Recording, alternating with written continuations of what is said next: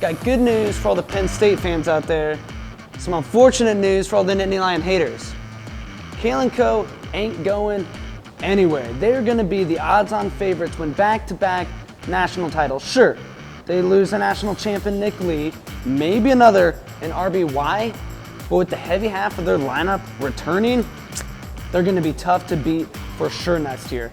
Let's take a deep dive into what their lineup exactly could look like weight by weight.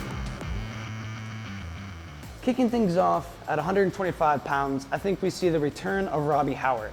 He started 2 years ago for Penn State, where he was a national qualifier going 2-2 at the NCAA championships. However, he sat out this past year with a shoulder injury. This is when we saw Kale go to the portal and pull out previously retired Drew Hilbrand. At 133 pounds, I'm not convinced that RBY is done. I think he's coming back for a year. He's teased it, he's put it out there, he kind of loves the show. We're not gonna know until next season actually rolls around, but I think we see the return of the champ. Other than that, two-time national champ, how does that sound, baby? Now, if RBY doesn't come back, Penn State could be in a little bit of trouble. Maybe they go to the portal. Maybe Robbie Howard's outgrown 125 and he moves up. If not, we could see Gary Steen, a Pennsylvania prep, come in. He was previously 125. He might have to move up to fill out 133 pounds. 141 is where we could also see some movement. Beau Bartlett has wrestled the first 2 years of his career at 149 pounds. Now that Nick Lee is gone, I think that allows him to move down to a weight that better suits him in 141 pounds. He was an NCAA qualifier this past year, was unable to reach the podium, but like I said, I think he's a little better suited for 141, and the field, in my opinion, not quite as deep at 141 pounds. He will be a very real All-American threat at 141. 149, I am thinking and hoping that we see the debut of Shane Van Ness. Van Ness was the number 2 overall recruit in the class of 2021, an absolute stud coming out of Blair Academy. Now, we didn't get to see much of him as he redshirted this season. He did wrestle in 2 matches and dominated, but there's still a lot of question marks surrounding this guy.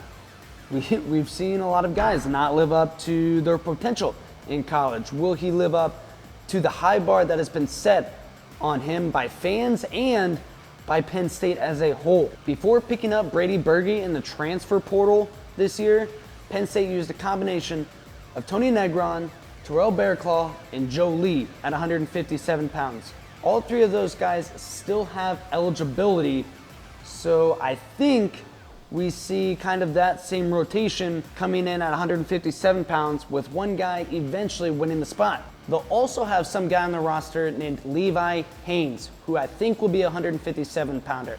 A true freshman stud, one of the best recruits coming out of the class of 2022. He was set to win his 2nd Pennsylvania state title this year, his 4th final, before he opted not even to wrestle in his senior season of high school so that he could wrestle in college opens. This guy is a hammer. If he's ready, Kale will send him out. But maybe they don't need him, maybe he's not quite ready, maybe he sits as a redshirt. We will see. Another huge recruit could come at 165 pounds, and Alex Facundo. Alex Facundo was number 5 on the 2021 big board. He wrestled a redshirt season this year going 12-3, with the 3 losses coming to John Martin Best, Caleb Fish, and Thomas Bullard. Not bad losses by any means, but when you're coming in at a starting spot, Penn State, a higher standard is set, especially when you're the number 5 overall recruit. Now, a year under the tutelage of Kale and company in that Penn State room, he absolutely can grow, and I think will be a very good option for the Nittany Lions at 165 pounds. 174.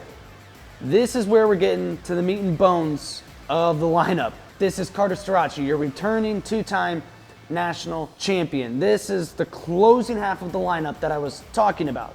Now, Makai Lewis still waiting for Staracci, but Staracci got him in the NCAA finals.